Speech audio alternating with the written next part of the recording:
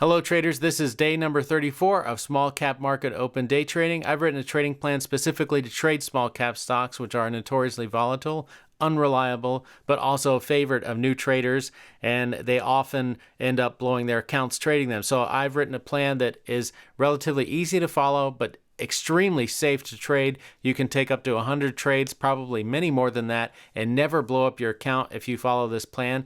And what we're trying to do is see if this plan can be profitable. So far it is. We're about 48 trades into it, and it is profitable. I go over those results every Sunday, but we've been profitable for at least the last 20, 25 trades or so, and we seem to be able to maintain that even with some ebbs and flows along the way. So anyway, let's get to the screener, and I'll show you how I pick these stocks every single day. So I use my small cap screener, click these three little dots, click modify. Here's the filters. Now they're applied once you click that modify. And all of this is part of the plan. It's all written in the plan to use this screener with these filters. Then the plan says to organize the list by volume. I'm looking at stocks that are trading with 500,000 shares or more right at the open. It's an hour later, so obviously there's a lot more volume. And I want to see a percent change in the green of 5% or more. So let's take a look at the video and you'll see what I was trading and why. So there was a lot of stuff that popped up on the screener but did not meet the daily chart criteria of having a 200 MA line. So that means that they're relatively new stocks, and I do not trade those because they just don't have a history to rely on, basically. So let's fast forward and we'll see what I did trade. So BITF, it never gave me the entry. You can see here it broke out through its previous high. That's the first high of day. I need to see a second high of day and then a pullback to take an entry. It never did that. Same thing with EYPT and VUZI. This purple line marks out where the 200 MA is on the daily chart, and the entry would have to be triggered above that level in order for it to be valid. So none of those triggered any entries. And then you're going to see BLNK popped up on the screener and finally, hit that 5% threshold. Now it's heading up toward its previous high, which is 42.88.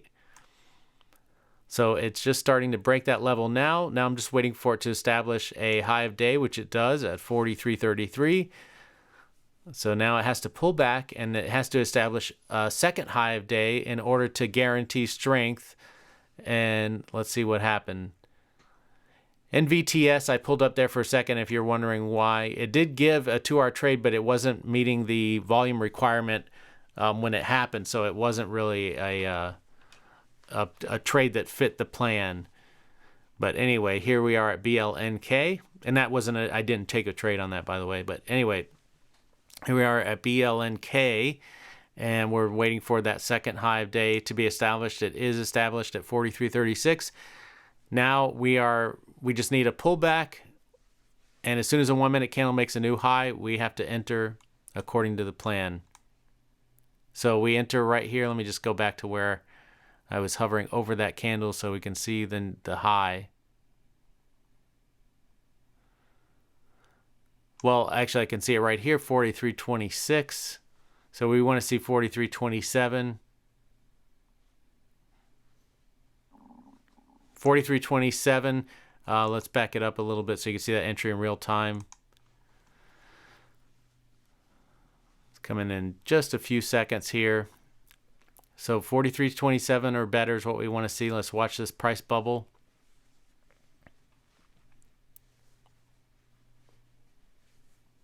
$43.24.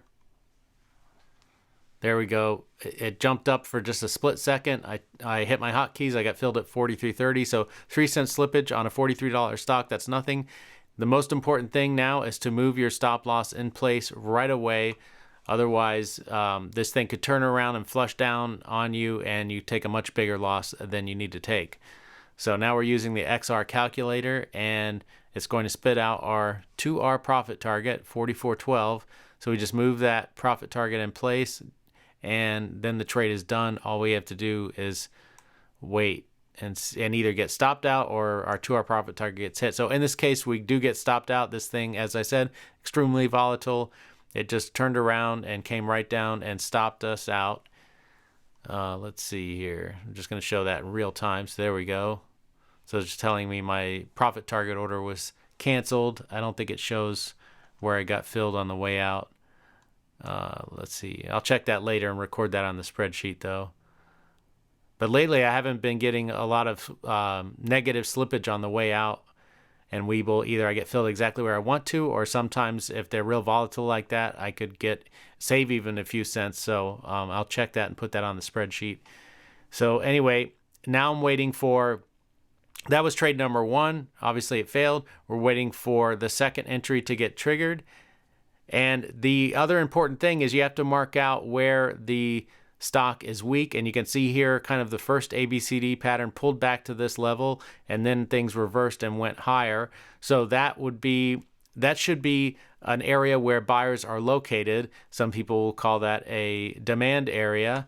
So that there should be buyers there. That's the point. And this line says that if the price goes down below that level, that there are no buyers there, or not enough to keep the stock strong. So I don't want anything to do with it, and I stopped trading it even if I haven't taken all 3 trades.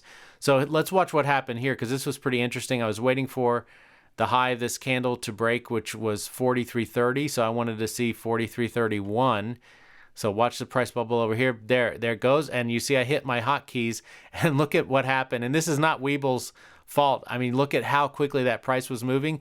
That's just a huge influx of buyers, possibly also short sellers covering.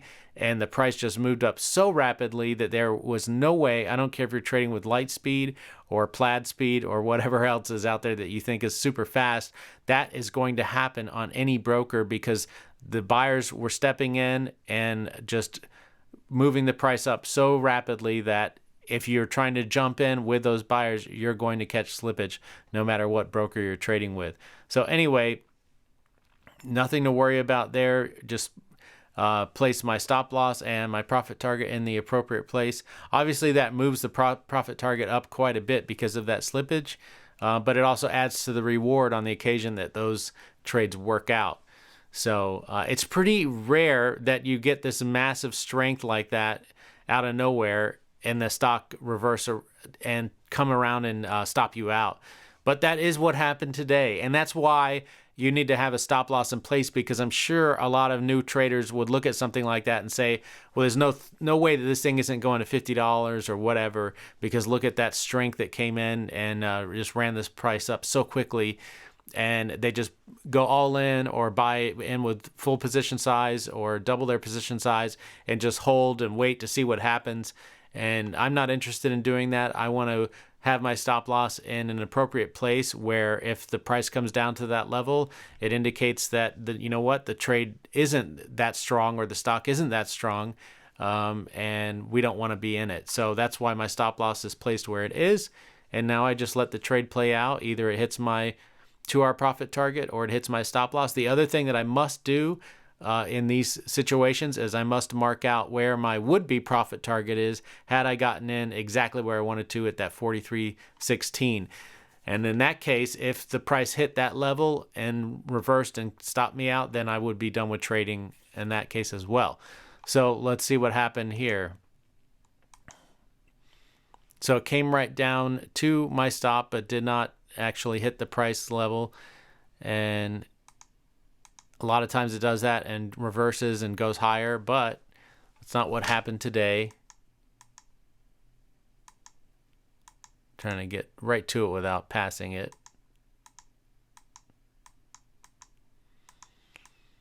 All right, let's show this in real time. So then it comes down here, stops me out. There we go. And you can see how quickly this thing drops. So you want to have those hard stops in place, because if you just drew a line on the chart and thought, okay, if it gets below this level, I'm going to hit my hotkeys and get out, you might become a deer in the headlights when you see a flush like that and not know what to do, or think, oh, maybe I'll just wait for it to come back up, because if it came back down that fast, it's going to bounce right back up. I know it. That doesn't necessarily have to happen, and you'll see that did not happen in this case. I'm not sure if it should be on this video. Yeah, here we go. So now it comes down and goes below that level, and that's it. That's the end of my trading day, even though I only took 2 trades, walking away minus 2R, still very profitable on this plan. As I said, I go over those results every Sunday. And I have a video out from yesterday if you're interested in, if you missed it, if you're interested in where we're at so far.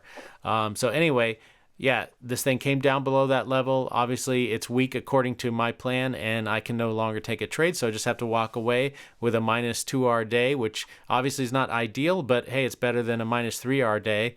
And as I said, we are still profitable with this plan, and that's the idea, is to be profitable in the long run, not every single day. So anyway, because that's impossible, by the way. You can't be profitable every single day. You can't. If you try to force every day into a green day, you're going to be red in the long run every time. I know from experience. My longest green streak was 13 days, and I ended up red on the 14th day. So that should tell you how well that works when you try to force, green days. Anyway, so that's the trades for today. As always, we're just sticking to the plan. We're already 48 trades into this trading plan, and it is profitable so far, so we're just going to keep doing the same thing.